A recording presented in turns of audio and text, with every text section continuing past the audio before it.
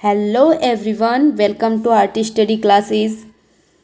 आज जो क्लास है आपकी वो सीटेट में आपको 2 से 3 नंबर ज़रूर देगी। अगर आप इस क्लास में आए हैं ना तो प्लीज़ इस वीडियो को पूरा देख लीजिएगा। मेरे कहने पर आप अपने 2 से 3 नंबर पक्का सेलेक्ट करके जाओगे, ठीक है।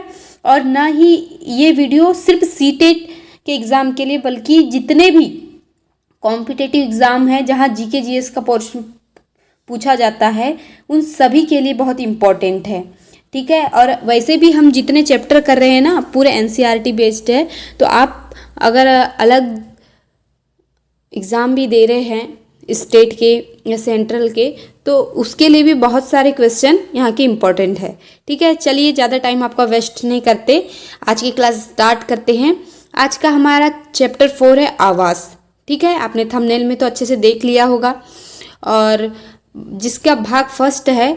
और यहाँ हम क्या आवाज़ और उसकी विविधता के बारे में बताएंगे और उनसे जो कनेक्ट क्वेश्चन करेंगे, ठीक है।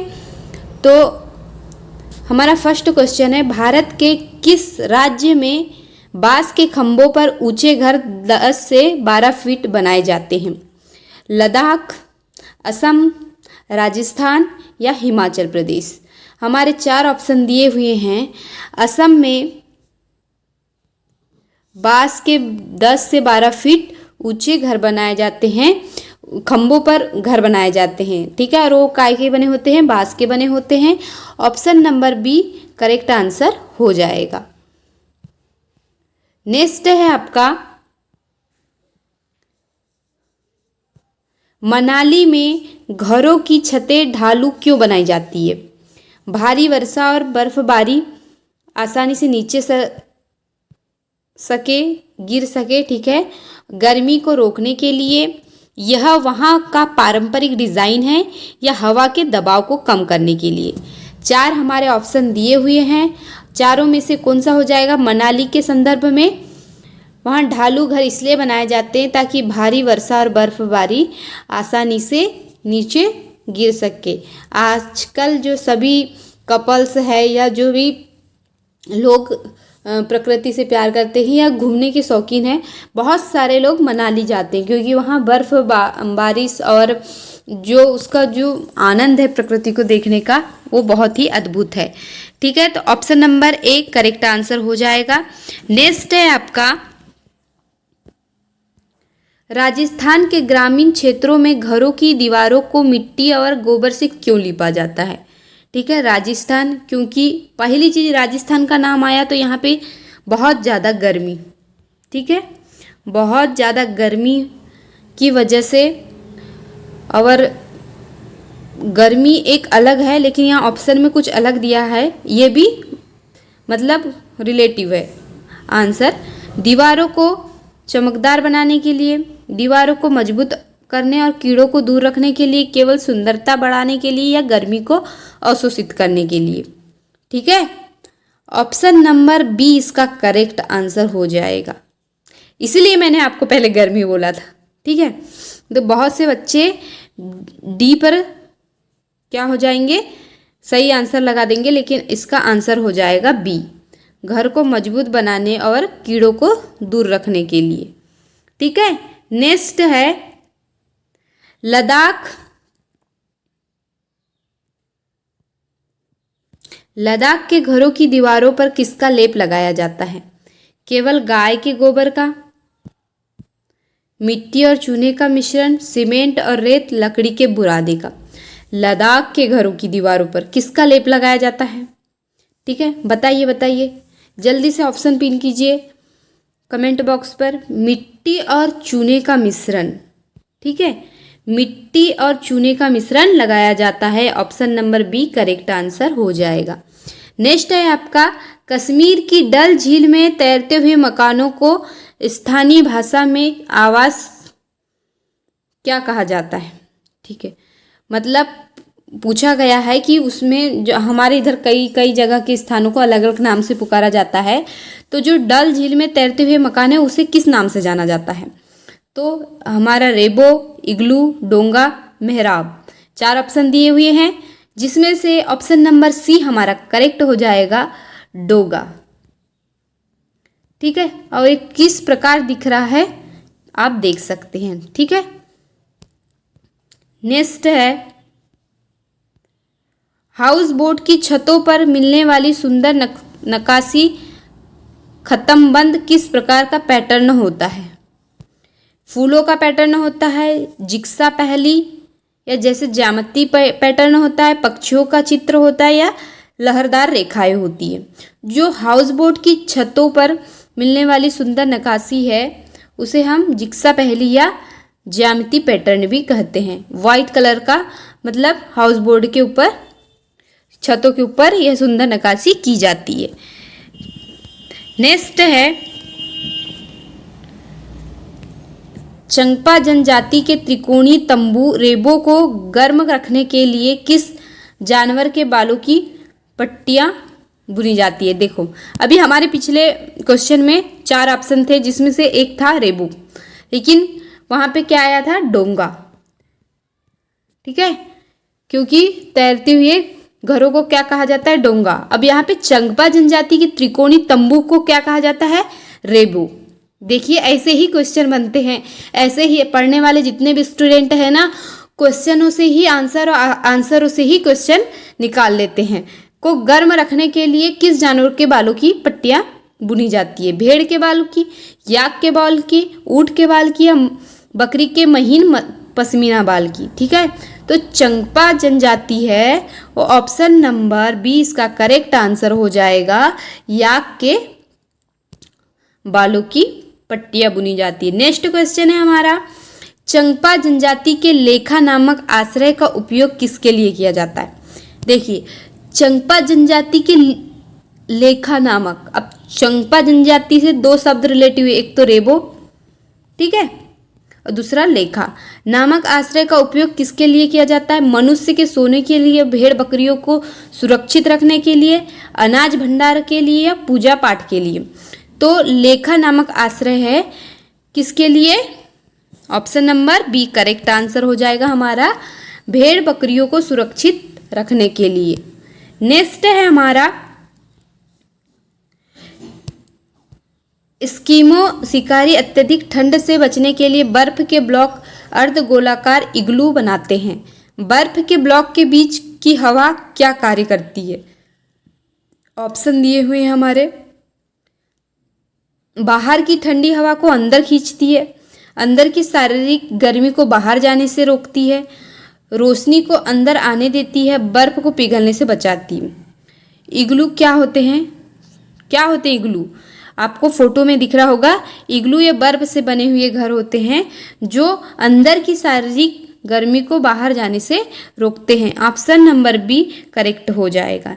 नेक्स्ट क्वेश्चन है आपका, पहाड़ी इलाकों में जैसे लद्दाख में लोग सर्दियों में अपने घरों की निचली मंजिल पर क्यों चले जाते हैं? क्योंकि वहाँ रोशनी ज़्यादा होती है, क्योंकि निचली मंजिल में कोई खिड़की नहीं होती और वह गर्म रहती है, भोजन पकाने के लिए, या ऊपर की मंजिल कमज़ोर होती है। पहाड़ी इलाकों में जैसे कि लद्दाख में लोग सर्दियों में अपने घरों की निचली मंजिल पे क्यों चले जाते हैं? ऑप्शन में ही क्वेश्चन में ही आंसर है, सर्दियों में क्यों चले जाते हैं? क्योंकि निचली मंजिल में खिड़की नहीं होती है और वो गर्म रहता है। तो option number B correct answer हो जाएगा। नेक्स्ट भाग आ गया आपका, अब किससे रिलेटिव? जीव जंतु और पक्षियों के आवाज़ से। उससे पहले हमने इंसान मनुष्य के आवाज़ से, आश्रय से क्वेश्चन लिए थे, अब हमारे जीव जंतु और पक्षियों की आवाज़ से। ठीक है, ये हमारा पक्षियों की आवाज़ से हो जाएगा। नेक्स्ट है हमारा,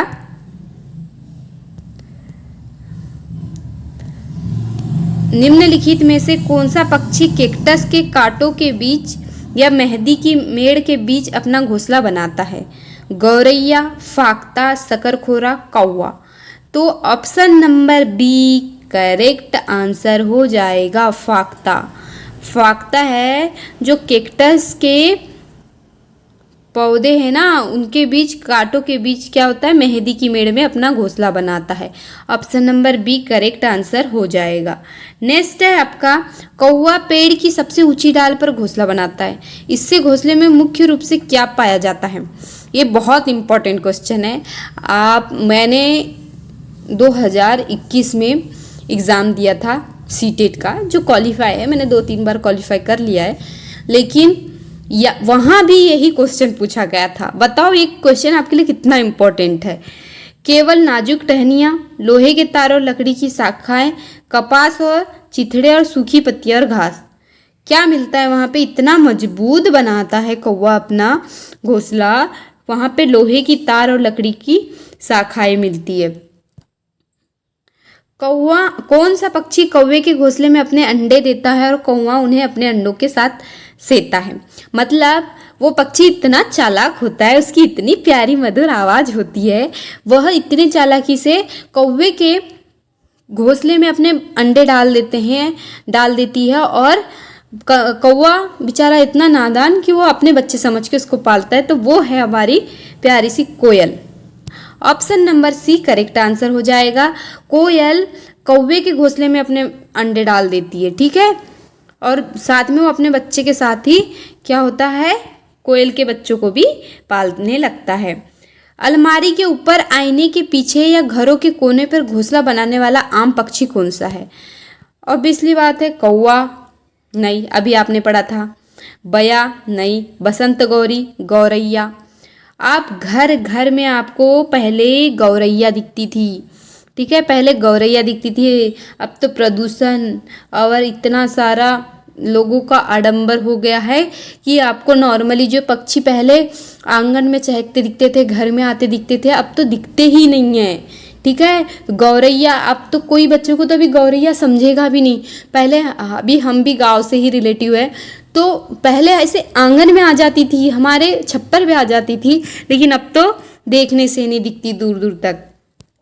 और ये इनका कारण पूरे हम ही हैं।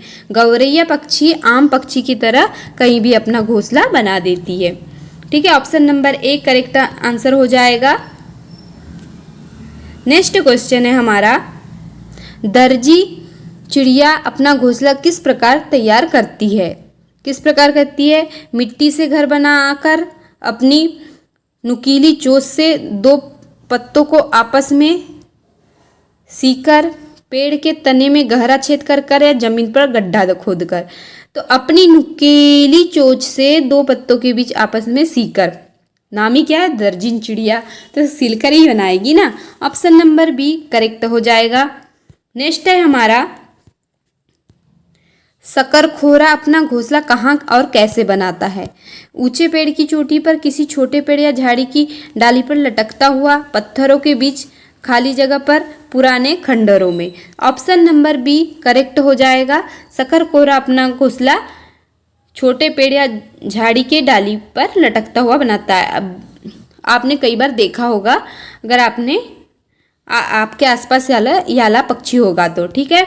वीवर पक्षी प्रजाति में घोंसला बनाने की क्या अनोखी विशेषता होती है, क्या होती है। केवल मादा पक्षी घोंसला बनाता है, सभी नर वीवर सुंदर घोंसले बनाते हैं और मादा उनमें से सबसे अच्छा घोंसला चुनती है। दोनों मिलकर घोंसला बनाते हैं या कभी घोंसला नहीं बनाते। इनमें इतनी प्यारी केमिस्ट्री है, बहुत, यहाँ तक कि इंसानों में भी नहीं होती, वो वीवर पक्षी में है। यहाँ पे नर बच्चों के लिए घोंसले बनाते हैं और मादा अपनी पसंद के अनुसार वहाँ पे अंडे देती है, ठीक है। मतलब अगर वो 10 या 15 घोंसले बना रहा है तो उसमें से एक पसंद करेगी, और ये काम पूरे मादा लोगों का रहता है पसंद करने का, और नर लोग का पूरे बनाने का, ठीक है। तो नर पक्षी मतलब वीवर पक्षी, इतनी सुंदर केमिस्ट्री, वाह वाह, ठीक है। ये क्वेश्चन भी बहुत इंपॉर्टेंट है। Option number B correct answer हो जाएगा। नेक्स्ट है, बसंत गौरी पक्षी अपना घोंसला कहाँ बनाता है। झाड़ियों के अंदर, पेड़ के तने में गहरा छेद करके, घरों की छतों पर, कुएं के अंदर। तो जो बसंत पक्षी है वो पेड़ के तनों में गहरा छेद कर अपना घोंसला बनाते हैं। Option number B correct answer हो जाएगा। पत्थरों के बीच खाली जगह में पौधों की नाजुक टहनी जड़े, ऊन और बाल से अपना मुलायम घोंसला बनाने वाला पक्षी कौन सा है? कौवा, कलचिड़ी, फाख्ता, दर्जिन, चिड़िया। तो कलचिड़ी, आपने सभी यहाँ पे सभी पक्षियों की अपनी अपनी विशेषता देख लिया है। कलचिड़ी क्या होता है? मुलायम घोंसला बनाती है। Option number B correct answer हो जाएगा। रेगिस्तान, तानी चूहे और सांप अत्यधिक गर्मी से बचने के लिए दिन के समय कहाँ आश्रय लेते हैं? पेड़ों की छाया में, जमीन के अंदर गहरी बिलों में, झाड़ियों के पीछे, चट्टानों के पीछे। तो चूहे और सांप है जमीन के अंदर गहरी बिलों में अपना आश्रय लेते हैं। ठीक है, ऑप्शन नंबर बी करेक्ट हो जाएगा। नेक्स्ट है आपका, नेक्स्ट टॉपिक है जनजातियां, कीट और सामाजिक आश्रय। हमने 2 भाग कर चुके हैं, ये हमारा तीसरा भाग है। ठीक है, निम्नलिखित में से कौन सा कीट सामाजिक कीट की श्रेणी में नहीं आता? एक सामूहिक आश्रय में नहीं आता। चींटी, मधुमक्खी, दीमक, मकड़ी। बिल्कुल बात, मकड़ी, ऑप्शन नंबर डी करेक्ट हो जाएगा। मकड़ी है, इनमें सभी सामूहिक रूप से रहते हैं, लेकिन मकड़ी है सामाजिक इसमें नहीं आता। ठीक है, और जिसने मकड़ी नहीं देखा है वो देख ले। चींटियों के आश्रय में सिपाही चींटी का मुख्य कार्य क्या होता है? अंडे देना, भोजन ढूंढ कर लाना, बिल का ध्यान रखना और सुरक्षा करना, और बिल की सफाई करना। तो option number C, option number C correct answer हो जाएगा। बिल का ध्यान रखना और सुरक्षा करना सिपाही चींटी का काम है। नेक्स्ट है हमारा, स्लॉथ नामक जीव अपना अधिकांश जीवन पेड़ पर उल्टा लटक कर बिताता है। वह सप्ताह में कितनी बार शौच के लिए पेड़ से नीचे उतरता है? रोज एक बार, सप्ताह में केवल एक बार, महीने में एक बार, वह कभी भी नहीं उतरता। तो इतना आलसी पशु होता है, जीव होता है ये, कि वो सप्ताह में सिर्फ एक बार ही उतरता है शौच के लिए। ठीक है, ऑप्शन नंबर बी करेक्ट हो जाएगा। मधुमक्खी के छत्ते में अंडे देने का कार्य मुख्य रूप से कौन करती है? ठीक है, तो मधुमक्खी के छत्ते में जो अंडे देने का काम सभी श्रमिक मधुमक्खियाँ, केवल एक रानी मक्खी, नर मधुमक्खियाँ, सैनिक मधुमक्खी। ऑप्शन नंबर बी इसका करेक्ट आंसर हो जाएगा। केवल एक रानी मक्खी ही छत्ते में अंडे देने का काम करती है। नेक्स्ट है हमारा,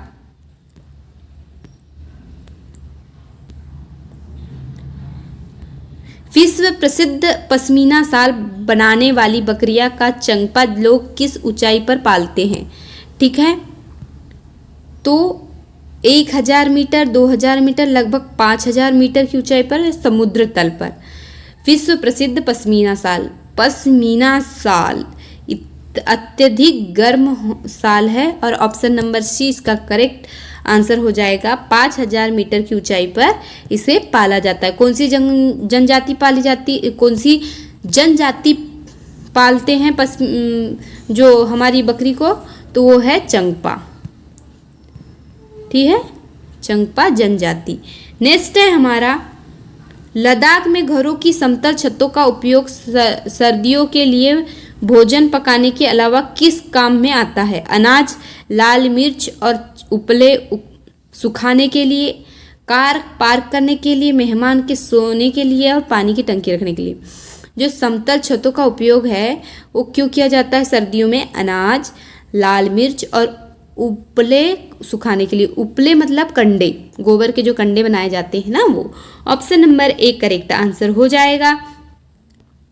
नेक्स्ट है हमारा, पुराने समय में किलों और महलों के मुख्य द्वारों पर बनने वाले नक्काशीदार मेहराबदार डिजाइन को कश्मीर के पुराने घरों में किस नाम से जाना जाता है? खत्तमबंद, मेहराब, दब और डोंगा। ठीक है, मतलब कहाँ की बात कहा गया है? मेहराबदार डिजाइन को कश्मीर के पुराने घरों में किस नाम से जाना जाता है? तो ऑप्शन नंबर बी इसका करेक्ट आंसर हो जाएगा। ठीक है, करेक्ट आंसर हो जाएगा। नेक्स्ट है आपका, कश्मीर के कुछ पुराने घरों में खिड़कियां बाहर की ओर उभरी होती है, जिन्हें स्थानीय भाषा में क्या कहते हैं? इसे हम कहते हैं दब। ठीक है, इसे क्या कहते हैं? दब कहते हैं। नेक्स्ट है हमारा ग्रामीण क्षेत्रों में गाय भैंस के तबले की छतों पर नीम या कीकर की लकड़ियां क्यों छिपाई जाती है? छतों को सुंदर बनाने के लिए, छत की लकड़ी को दीमक से बचाने के लिए, छांव को गाढ़ा करने के लिए या खुशबू के लिए? तो छत की लकड़ी को दीमक से बचाने के लिए क्या होते हैं? छतों को नीम या कीकर की लकड़ियों से छिपाया जाता है। ठीक है, option number B correct answer हो जाएगा। आज का लास्ट क्वेश्चन है। लास्ट क्वेश्चन आते आते इंसान थोड़ा लड़खड़ा जाता है, क्योंकि मेरे में वैसे भी पानी की बहुत ज़्यादा कमी है, तो मैं थोड़ा अपना लो मोशन में आ जाती हूँ। निम्नलिखित में से कौन सा एक तैरता हुआ राष्ट्रीय उद्यान है जो वन्य जीवों का एक अनोखा आश्रय स्थल है? जिम कॉर्बेट, काजीरंगा, केबुल लामजाओ मणिपुर गिर राष्ट्रीय उद्यान। तो हमारा है केबुल लामजाओ मणिपुर में तैरता हुआ राष्ट्रीय उद्यान है। ठीक है, आज के हमारे पूरे 30 क्वेश्चन यही समाप्त होते हैं। इससे और भी क्वेश्चन बनेंगे तो मैं पार्ट 2 में लेके आऊँगी।